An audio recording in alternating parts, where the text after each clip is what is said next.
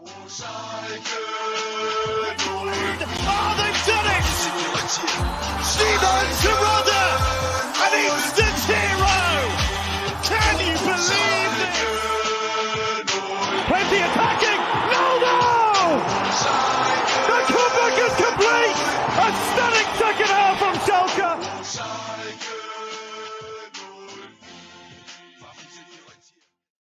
Blau und weiß sein Leben lang. Hallo Leute, willkommen zum das einzigen Schalke Podcast auf English. Welcome to episode 154 SchalkeMerica. I'm your host Richard Carmen. Joining me, as always, on this Victory Monday podcast, Jack Mangan. How we doing, Jack? Excellent. Victory Monday on a Monday for once. We've been with too many of those on alternate days, but hey, 4 in a row now under Büskens, and we'll get into all this, but a huge weekend with some of the other fixtures that were happening around the league. We're riding high at the moment. Got to keep it rolling, but this is probably the best I think we would have felt in quite a while now, top of the table. And I finally got my kit in, Simon Toroda. I'm wearing it backwards. Obviously, we don't want to show the sponsor, but yeah, I'm happy. This jersey is beautiful, by the way. But yeah, it's just the weekend was so good for so many reasons. As you mentioned, the results went our way once again. Obviously, we won 3-0 against Heidenheim. Werder drew their match. Darmstadt lost to Nuremberg. Our friends came in and helped us in that one. So we are at top of the table, my friend. We got the head-to-head matchup on Werder, so that's why we got our goal differential, I guess. So top of the table, and Darmstadt's coming knocking on our doors. So another important game. The rest of the games are important down the stretch. I mean, it's not going to get any easier. I think 4 of the last 5 games that we have are against teams in like the top 5 or so. Yeah. So I mean, it's an absolute gauntlet to end the season. But this was a huge result, kind of prior to just starting that. Like you said, the things happened to our benefit, kind of around us on the table, and we came out the right end of it. And that's what we need to do. We're in exactly the position we want to be in to make that final push now for the end of the season. But it's still insanely tight at the top of the table. And just as kind of has been the case all season so far, a single result can change the way things look dramatically. We just saw it this past weekend. Yeah. And it's like the football gods knew these are the 4 or 5 teams that were going to be in the top, battling for the top spot or the promotion spots, and they're all playing each other down the stretch, which is amazing to see for football in general. But it makes it difficult when you're a fan of one of these teams and you're like, oh my God, we have to go through this gauntlet to win the stretch. But the winner is going to deserve to go out of the fight the Liga. So it'll be interesting to see. But one of the guys who's getting many praises right now, obviously, is Büskens. 4 straight wins for him. The team has gotten the results. We maybe not necessarily the play, but they got the results, Jack. Let's get into the starting 11 of this one because he made some wrinkles again in this one. So Frazel in goal. Back 4 was Çalhanoğlu, not Oyan, with Kaminski, Tiao, and Matriciani. No Loda. We talked about last week how Loda wasn't really fitting the bill. Matriciani has not been that great this year, but he also had some flashes of decency. So he's that's the back 4, I should say. Latza with Itakura. So Flick is no longer in the starting 11, at least in this game. So Latza's in the middle with Itakura. Drexler, Bulter, and Salazar back into the lineup in this one. And then Toroda obviously up top. Schalke Canada in the house. Good to see you, William. Good to see you, William. Thoughts on the starting 11? Because I know you got some. I mean, disappointing to not have Oyan in the lineup just when we had been getting him back. That calf injury keeping him out for this one. But Çalhanoğlu back in the starting lineup, which is always nice to get a look at some of these other guys. Matriciani, like you said, nothing of note, I think, for the most part so far. Overall in his performances. So maybe not thrilled to see him there. I know there's a couple other guys that we'd like to see in that right back position ahead of him, but I thought he had a solid game for the most part and was fine. I thought that was probably one of his better overall games that he's had. So it kind of worked out in that sense. That same center back pairing as last game. And then I thought the rest of this lineup actually made more sense using that 4-2-3-1 shape than we had last week. Last week, we had that Itakura Flick right central partnership with Latza playing sort of like that left wing position. And what he did here is obviously he moved Latza back into that double pivot and put Salazar on the left wing. And I think that makes more sense for the profile of both of those players. and is a little bit more natural. Danny Lotz ended up getting a nice run in this game. Didn't play a full 90, but played into the second half and was solid overall. Still not, really maybe doing that thing that I'm looking for to really like him have a special performance or something. But I thought this was probably his best performance of the season or close to it. He was competent, and pretty good for his time on the pitch. And then outside of that, it was the same as last week, right? Tirada, Bolter, Drexler, out wide. Doing their thing. Eric, William, and Jacob in the house, in the chat. Yeah, the lineup was interesting. Obviously, we saw last week that Oyan, while he was back and it was great to see, he wasn't his normal self, and so it made sense. I guess maybe he's not fully recovered yet, and they, maybe pushing him 90 was a little too much, or close to 90. It was about 60 minutes last week. So putting Chanel into this one is good because he's been decent for us. I agree about Matriciani. I thought he had a pretty decent game. Drexler, obviously, he did his normal self plus a goal and assist, so that's awesome. Lotz, I agree. I thought him and Itakura together worked really well. And then Salazar doing the work as well. I mean, both Salazar and Drexler on the wings just really put in the work in there. I thought Salazar had some really hustle plays that really earned either throw-ins, fouls, whatever. He did a lot of good work as well. And Bulter and Tirada doing their thing. So the one thing I would say about Drexler in this one is I thought we saw a more aggressive Drexler and a Drexler that was at times trying to force the issue. It's something that we've talked about in past podcasts is that, he does a lot of the dirty work, but in terms of maybe the offensive end of the ball, he kind of picks his moments and pops up in nice areas at times and, helps facilitate things, but he isn't really the guy that's pushing the issue. And I think at this time he was much more willing to take people on the dribble.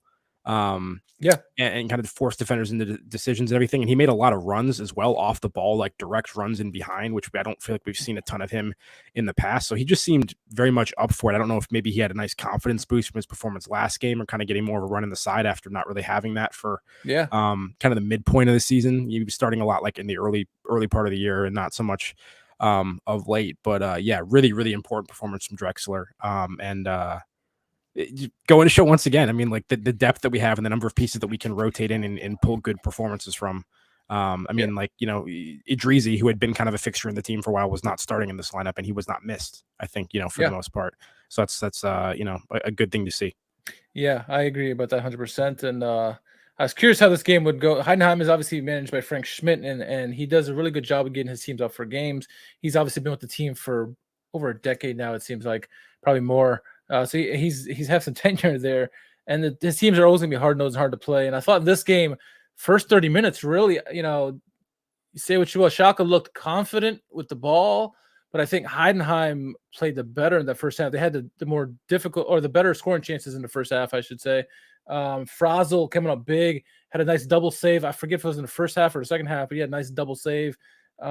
First 30 minutes, it was fairly 50-50 in the game, maybe slight advantage to Heidenheim. It wasn't until the 30th minute or so we started like turning it up a little bit. Eventually led to the goal. You talk about Drexler popping up in the right spots all the time. He did in this one as well. Kind of a loose play bouncing around. He gets on the back door, gets a header, nice header over the goalkeeper. 1-0. And I thought going into halftime 1-0, I thought it was an undeserving lead. Not that I don't enjoy us scoring, but I think Heidenheim was probably the better of the two teams, at least from my point of view.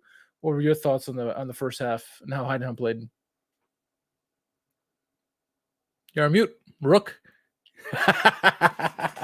I haven't done that in a while. I apologize. I think you've done that more than I have recently. That was a bad one for me, though. I was like 3 seconds into my response there. Now that I'm off mute, I would say that I think, we certainly had the lion's share of possession in the first half, but didn't do that much with it. Heidenheim had more shots than us in the first half, more shots on target.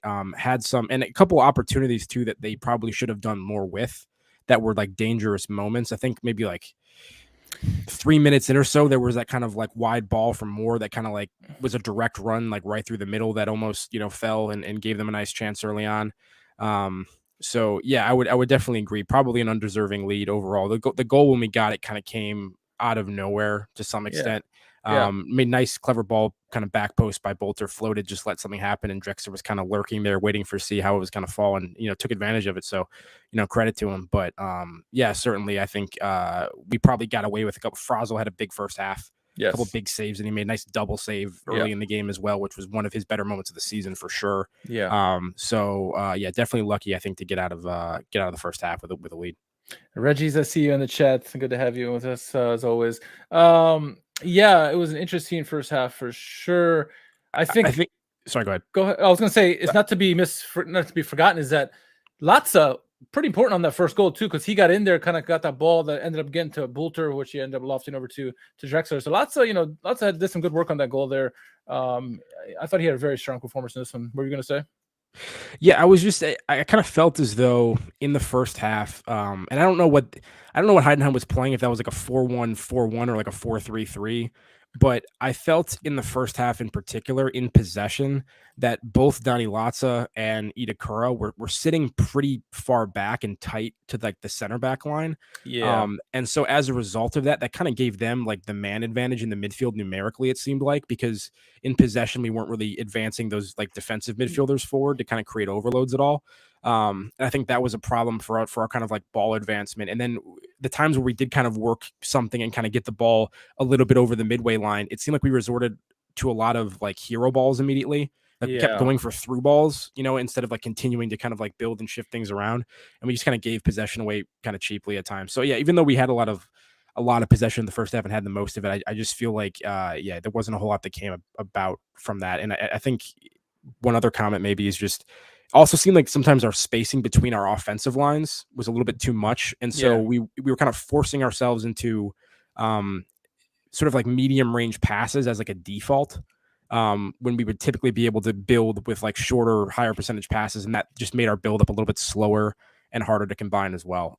So just sort of a couple weird things happening in the first half, I felt like, in possession for us. Yeah, and you were right that Heidenheim were playing with a 4-1-4-1, and it did seem that Latza and Itakura were right up with the defense, and they were like in that zone real tight with each other. And there's a big gap between the offensive line, and like you said, there's going for those medium range passes, and they weren't working at all. And there's no creativity whatsoever from Schalke in the first half.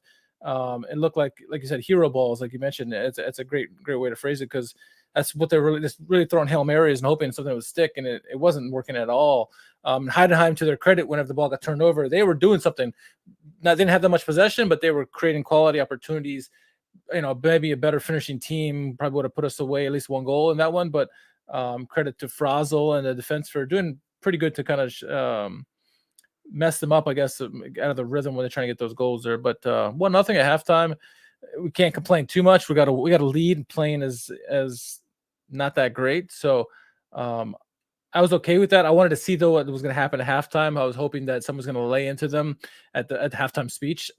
I'm guessing probably did, because second half they looked like a different team. I mean, the first 5-10 minutes they were putting a lot of pressure on Heidenheim, and then Mr. Superhero himself, Ko Itakura, again does it. Where this time your boy Drexler making the run, being aggressive, coming down, finds Itakura. Itakura fakes the cross, comes back, looks like he's going to shoot, fakes that, comes in and fires a rocket with his right-footed shot past the goalkeeper far side. Great goal by Itakura. You don't expect that from him. I mean, I guess we should now, right? But great goal, make it 2-0 at that point. Yeah, exactly. And I think it was literally last podcast when we were talking about, that move to put Itakura in the central midfield. I think one of the things we said is like, we actually have seen him score off solo goals, off of a dribble or something. So like he has that to his game. And, there's a couple times over the course of a match where he can, make a trailing run or something or get involved in the offense and kind of leave that, more defensive position.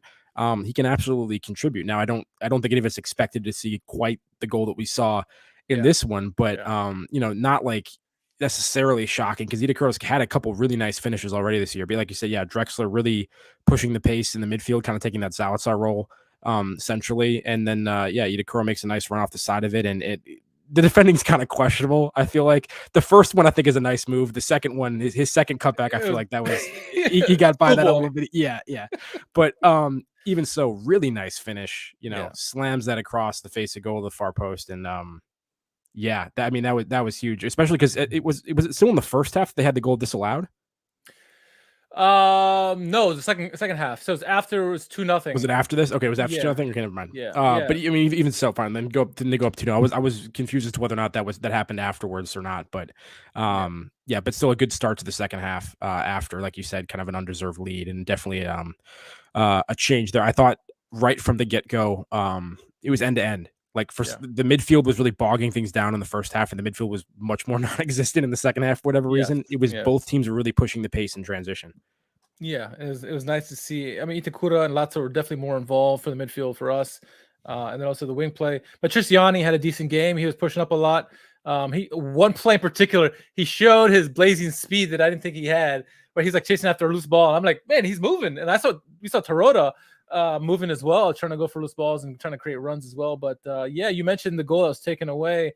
So it's 2-0 already, and I think maybe it was 10 minutes maybe after our goal. They had a nice through ball that gets to their striker. Frazel messed up. I forgot I don't know what Frazel was doing. He's trying to play the ball out, got caught out of the box, and then turns it over, and they score a goal. Nice goal, actually. Goes to review, disallowed. Upon further review, it says that the guy who made the pass hit another player, and then because when he hit that player, that's when the striker was offsides. I don't know about that, Jack. I mean, I've seen that call many times, so there's precedence. But thoughts on the goal that was taken away? I mean, from my understanding, that is the correct call. Yeah, for sure. Because I was confused for a while because I don't think anyone had seen that happen like in the moment. No one realized that touching the other player had happened, because we were even looking at the replay and they were showing sort of like the offside line, and I'm like, he's clearly onside. Like, why are they looking at this? And then they fast forward like another like split second, and by the point that that it makes contact with that other player, he is offside by that point. So I think it's correct to take it away, but it is harsh on Heidenheim, because I don't really think that touch like benefited the play at all. If anything, it may have hurt it to some extent. So it's one of those, like, that kind of things happen to us over the course of the past couple of years. Like, it's one of those, like, it's technically the correct call, but you're just kind of like, oh, like, it didn't. There was no advantage that was gained. The one thing I'd say is I think I partially disagree with you on the Frazel take on this one. Okay. Just because like Kaminsky is the one that jumped up and bit, which kind of like gave that whole space to run into. And Frazel was coming out, in my opinion, to try to like close off the angle and what was going to very clearly be a one-on-one with the goalie, and he blocked it and stopped it like multiple times, and none of his defenders like were there.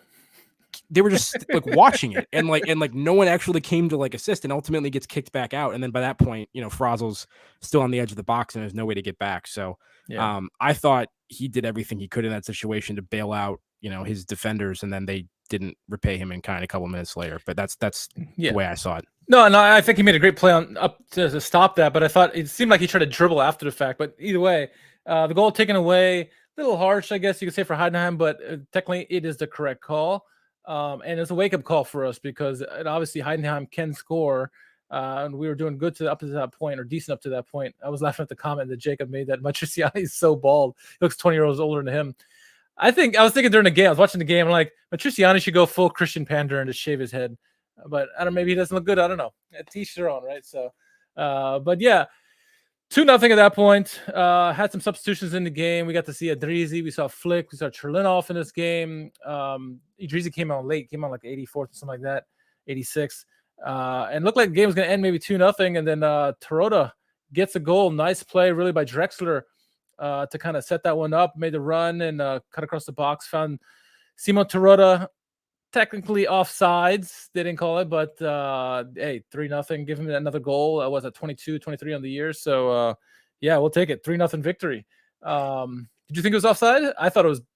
I'll have to go back and watch that again. I don't recall. He looked like he was offside to me, but I mean, I don't care. I'm not going to complain. No, that's interesting that you bring that up. I'll go look at it. I don't recall thinking that in the moment. Did they were they showing replays of it? Were they reviewing it at all? They're showing replays, and someone must have buzzed the referee's ear, and he's like, "No, it's goal." They kind of like for a minute checked it, but I don't know. Well, yeah, I'll go take a look at that. But I mean, Bolter in like, the 5th minute of the stoppage time, whatever, still running his ass off and picking up a loose ball. So credit to him.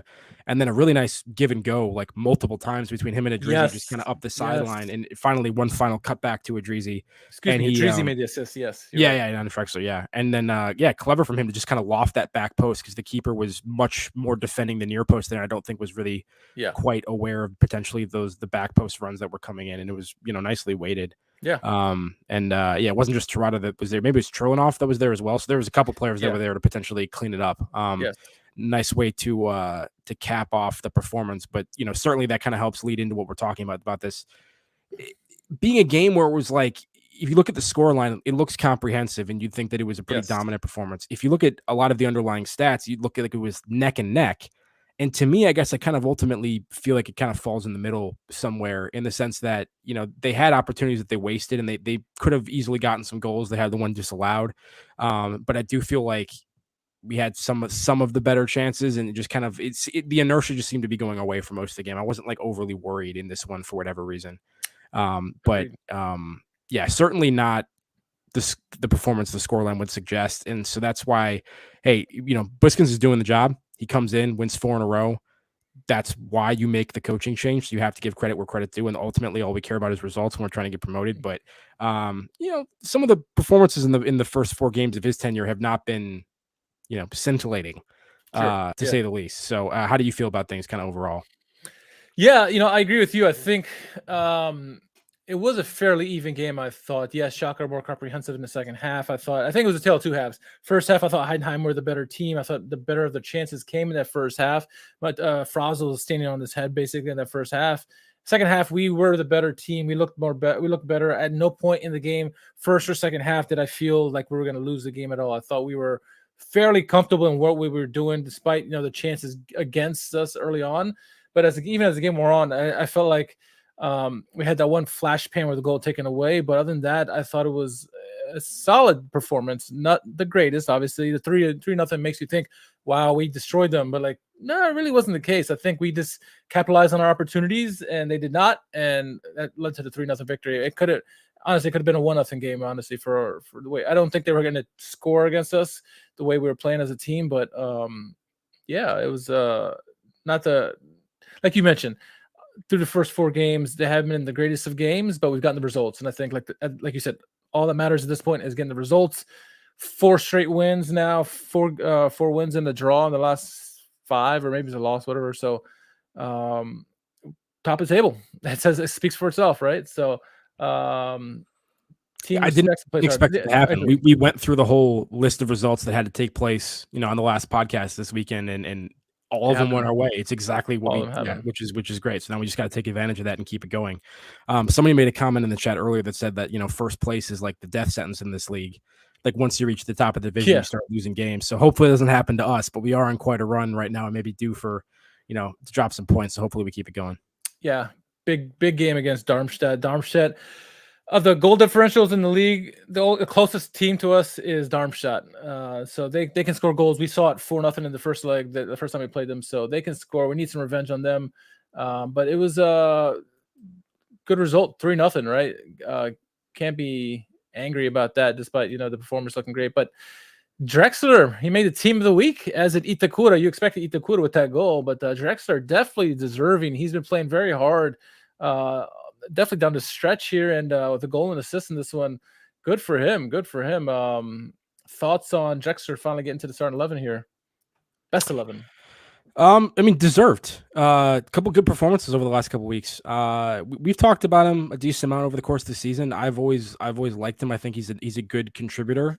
He doesn't often put in performances quite like this, where once again he's kind of taking the initiative and ending up on the score sheet to that extent. But at a minimum, he's solid almost always. Like puts in a good shift, does a lot of the dirty work. Is more than just a body taking up space out there.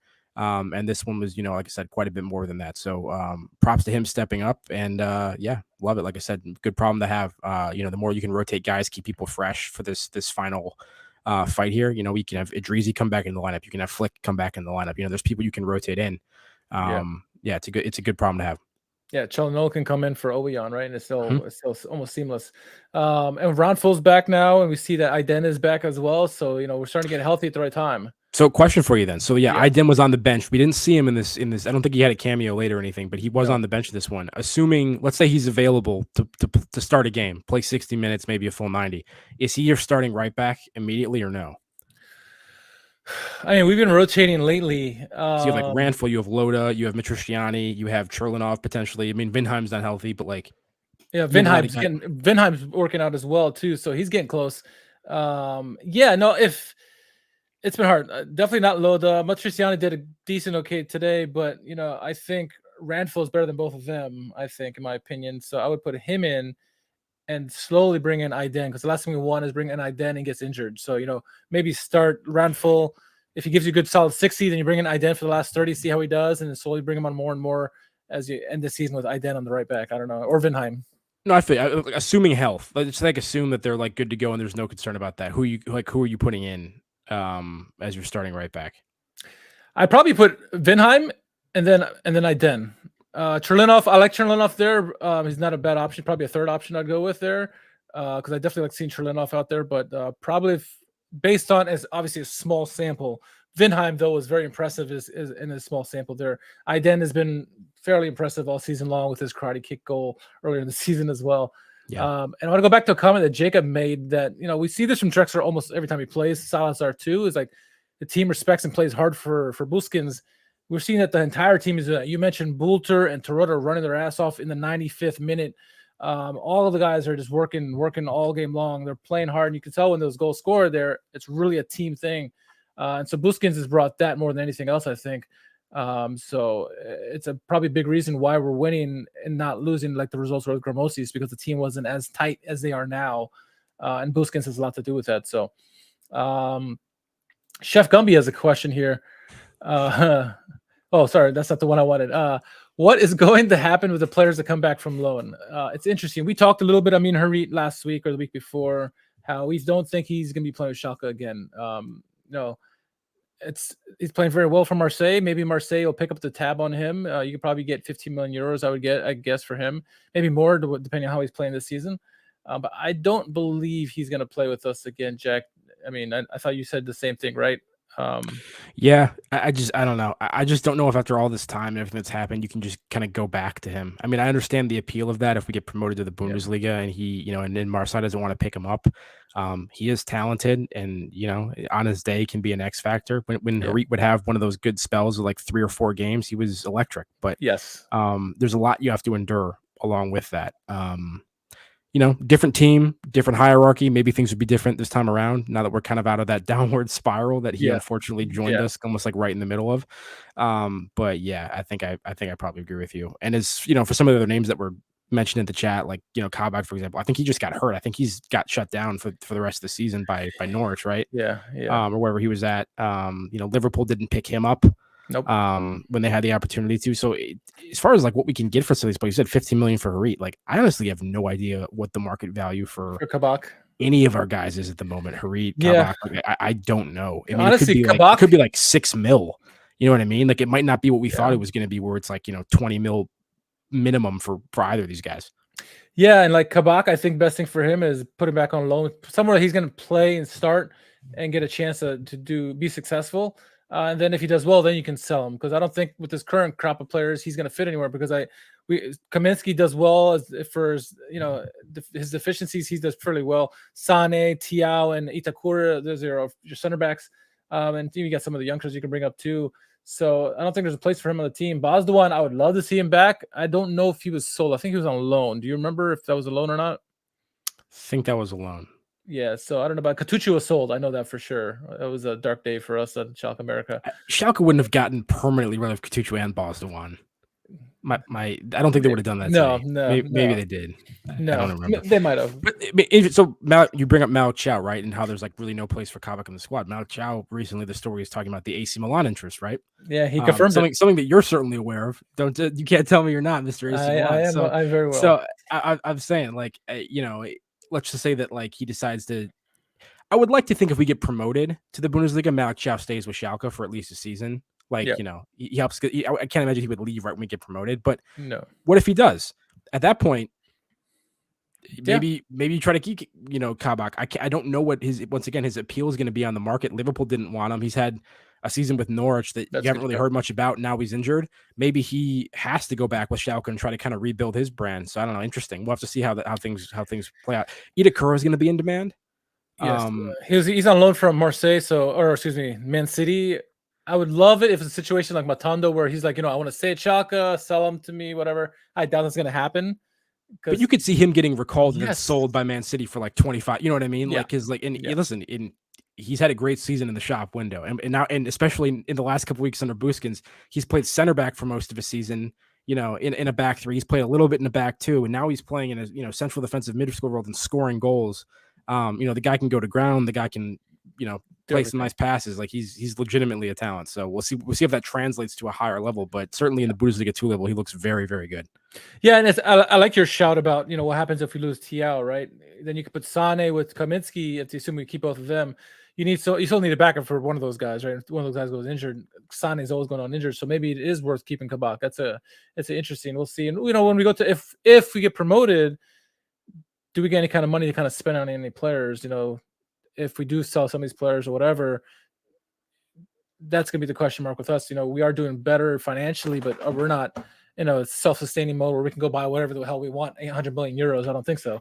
Yeah, I think the other question is is Kaminsky a short-term second division signing, or is he a guy that you're actually going to be like, hey, we get promoted and he's starting for us in the Bundesliga? Because I would potentially push back against him. Maybe, I don't know. He got called up to Poland, didn't he, during the break? Yeah. So I'm not trying to minimize him, but he's 30 plus, isn't he? I think so. I'm just saying, I don't know if that's a long-term move. So Kabak, who knows, man? Who knows? Who else? Lee Dong-jong. He's gonna be like a new signing for us next year. I hate saying that phrase, but he got injured. We barely saw anything of him, and he got injured really bad. So hopefully we get to keep. Well, I think we did keep it. We bought him. So hopefully we get to see him healthy next year. Who else in the chat? Looking through some of the comments here. What does Reggie says? Which games do you think will be the hardest? Bremen, Darmstadt, St. Pauli, or Nuremberg? Yes, all of them. Bremen probably, but like you said, it's going to come down to the end where we play Nuremberg, and then there are friends, and then they can make or break our season. They're all going to be hard. It helped us out this past weekend. Yeah, I just hope it's mathematically settled before we play that last game with them. I think the St. Pauli game is going to be difficult. Yes, they were very physical with us. Part of that was Bergstaller. But I think I don't know if you remember, they looked significantly more organized and competent the first time we played in the season, and more physical. And that was a tough game. That was a tough game for us. I'm slightly concerned about that one. But like you said, any of these four teams on their day can easily beat us, and on our day we can beat any of them. So it really is kind of the way the season's been going all year round. How many different teams we've had in first place at various points this year. Yeah, forget about Robbie Matondo. He'll be back. He's doing really well in Belgium right now. So it's good for us. So, we'll have him. We'll probably sell him or keep him. Who knows? Let's see. Moving through a lot of chats. Chat's lively tonight. I love it. Hey, and we're playing a 4-2-3-1, so we finally have a position that actually makes sense for Robbie Matondo. There you go. There you go. Falco in the house. And William said the same thing about Nuremberg's going to end up being one of the hardest because it'll be friends, trying to stop us from going to Bundesliga. We'll see. Craziness, crazy stretch. The crazy season is here for us. The gauntlet is here. But yeah, 4 wins in a row. By far the best streak in the league at the moment. Tiebreaker over Bremen. Let's see. Okay, I know who we play. Who else plays this weekend, or who plays whom? St. Pauli plays Sandhausen. Okay. Let's see. Hamburg, Karlsruhe, Werder Bremen against Nuremberg. Another big matchup there. Schalke, Darmstadt, obviously. So there you go. Those 2 games there. And then St. Pauli's got the easier game, but maybe Katucci does us a favor, right? Who knows? But yeah, it's tight down the stretch here. Every game is must win for everybody. So I don't know, man. Like I said, one of the top 2 spots I want to be. I don't want to be in that 3rd spot. I'm going to repeat it till we get to that position. Absolutely. And hey, shout out Simon Terrata as well, because got his goal late in stoppage time in this one, and he's up to 22 now, I think, with still 4 or 5 games left to play. I'm glad you mentioned that. Yeah. So once again, as advertised, my friend, 20 plus with a couple to spare. This always, it really makes me, this is not the primary reason I want to get promoted, but I think we all want to see like what this guy can do if he has that one last shot, in the top flight, what kind of damage he can do up there.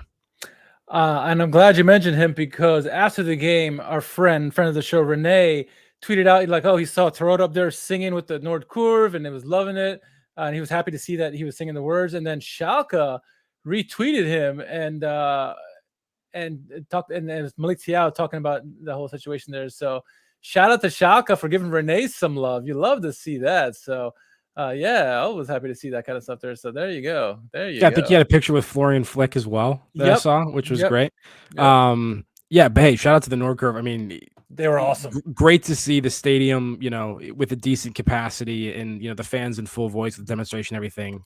It's an atmosphere that's been missing far too often over the past few years.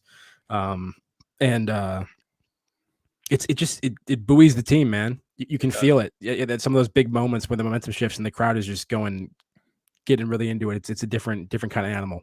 Yeah, they were applauding Matriciani every time he did a good play too. I mean, they were in it. They were good, and I think they're going to help us to get this job done. They're going to have to. We need an extra kick to get us in those games, get those results. So yeah, I'm glad they're back. They were in full voice. They were beautiful. So yeah, excited to see. I love watching all the pictures from Schalke Corner. You saw Oyan's girl, Cherlinov's girl. Everyone sharing pictures of that. So it was pretty awesome. And then after the game, how about Büskens after the third goal runs down in the pile with on top of Tarota.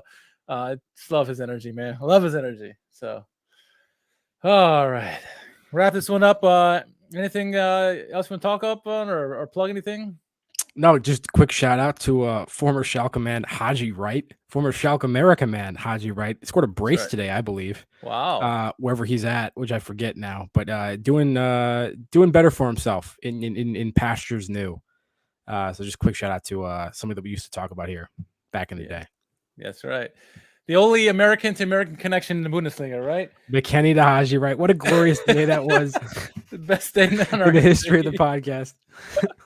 We had that best day there, and then Katucha being sold is the worst day for all the relegations. On the 4th, I still think they did that intentionally just to spite us. On the 4th of July, getting rid of Katucha. How dare you? Yeah.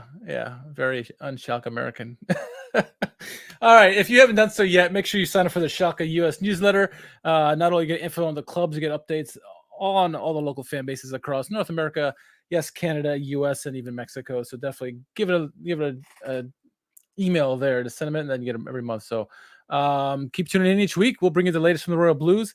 I do want to apologize. We were going to have a live stream last week, and then I remembered I work every Saturday in April now. So hopefully you don't have any games in April and on Saturdays, but my luck probably do. So if there's a game on a Sunday, we'll do a live stream, but I apologize for that, for last minute changes there.